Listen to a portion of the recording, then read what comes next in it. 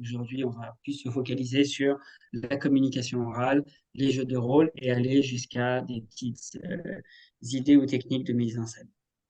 Voilà.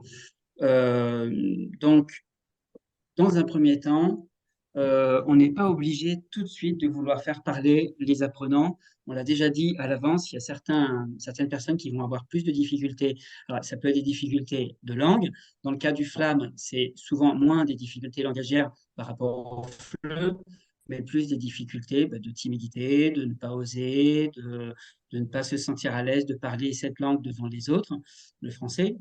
Et donc, l'idée, c'est vraiment de les amener au jeu, de les amener à s'investir dans l'atelier ou dans le cours, à jouer et à prendre plaisir à jouer. Donc, le but, c'est d'éviter finalement que les élèves se bloquent, le blocage, de dire je ne vais pas aller sur scène, je ne vais pas pratiquer. Je rappelle quand même que la première chose, c'est de faire des jeux de groupe, hein. Ce qu'on va voir là maintenant, c'est la deuxième étape. Tout ce qu'on a vu hier, c'était vraiment les jeux pour former le groupe, pour avoir confiance les uns envers les autres et pour prendre la parole davantage. Maintenant, on arrive à la deuxième étape où notre but, ça va être quand même de les faire jouer quelque chose sur scène. D'accord? Mais on n'est pas obligé de les faire parler immédiatement. On peut commencer à les faire rentrer dans le jeu d'abord par des activités non verbales. Voilà. Moi, j'ai fait ça dans le FLE quand j'ai commencé à faire du théâtre parce que j'étais arrivé à Chypre et mes élèves ne parlaient pas du tout français. C'était des A1.0, 1, ils commençaient tout juste, ils savaient dire 4 mots. Et donc forcément, automatiquement, je me suis dirigé d'abord vers des activités non verbales et progressivement arriver jusqu'au verbal. Dans le cas du flamme, c'est différent, mais ça n'empêche qu'on peut quand même garder cette progression-là pour éviter les blocages. Voilà. Alors, je vous montre en vidéo. Il y a quelques petites choses qu'on va faire en vidéo, d'autres choses qu'on va faire directement nous en ligne. Quand le jeu de rôle est possible à distance, on va le jouer entre nous. Et sinon, je vous montre en vidéo qu'est-ce que ça peut donner. Je sais pas trop si ça va marcher. Ah ouais, non, d'accord. Ça, c'était le réveil en musique.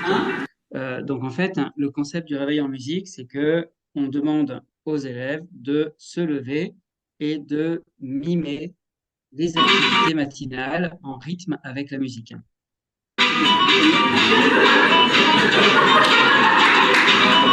Elle n'était pas très en rythme parce qu'il y en a une qui va très vite.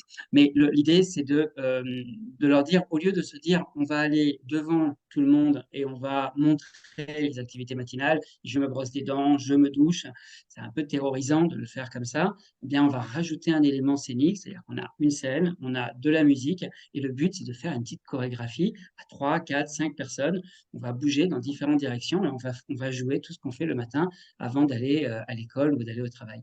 Et donc, ils vont se mettre à jouer. Ça va être une petite impro de mon réveil jusqu'à arriver à l'école. Ils vont pouvoir faire une improvisation comme ça, non verbale, mais on ne sera pas au regard de tous, dans le sens où on regarde un ensemble, on regarde encore une fois, comme une petite chorégraphie.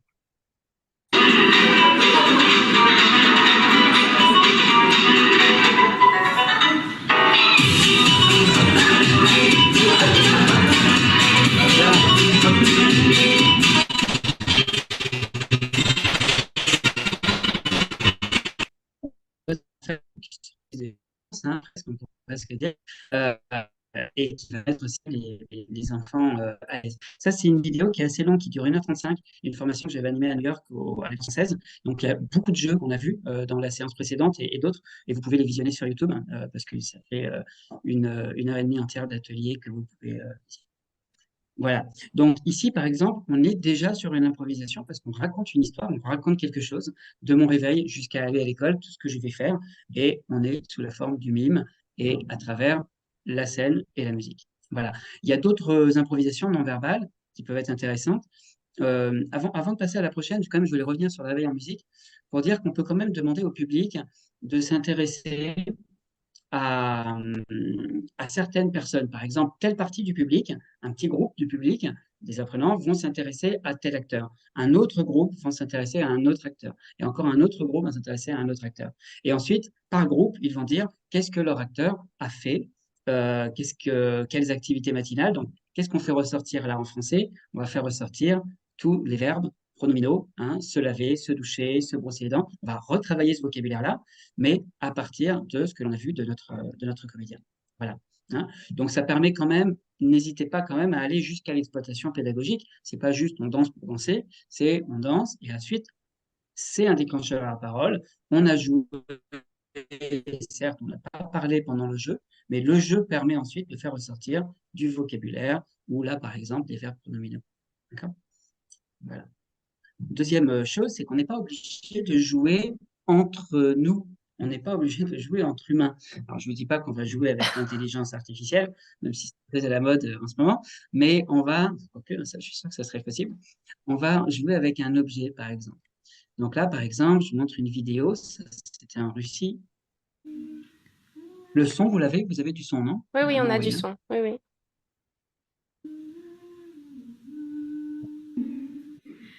Monsieur quoi? Vous voyez bien? C'est un peu mieux.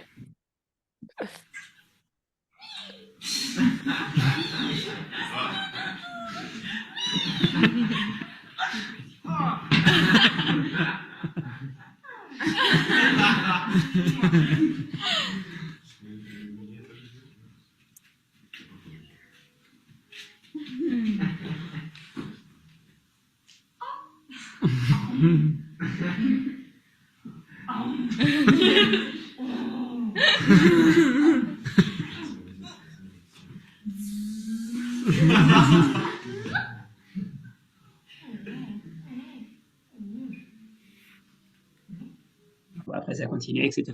Donc, voilà. Donc là, on a un jeu avec avec un objet. D'accord? Et ça, c'est très sympa parce que déjà, ça aide l'élève qui parfois se sent pas forcément à l'aise avec les camarades, pour jouer avec les camarades ou pour montrer un sentiment, par exemple, avec un camarade, alors qu'avec l'objet, il va réussir plus facilement. Mais voilà, effectivement, donc là, on va avoir des relations d'amitié, par exemple, des relations, il y a beaucoup de choses qui ressortent. Euh, à travers ou des relations justement avec les parents, avec les grands-parents, etc. Ils doivent bien choisir un animal. La chaise peut devenir un animal.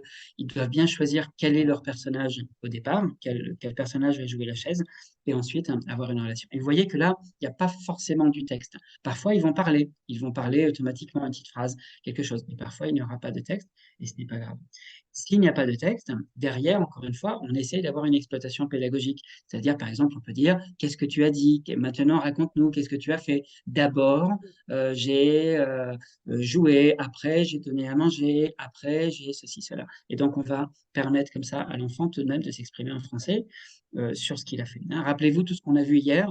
Ça va être plus motivant, plus intéressant pour les élèves de s'exprimer sur quelque chose qu'ils ont vécu avec nous, on a vécu ensemble, plutôt que de s'exprimer sur une image du manuel, ou sur une vidéo, ou sur un texte. Ça sera toujours plus intéressant pour lui de s'exprimer sur ce qu'il a vécu.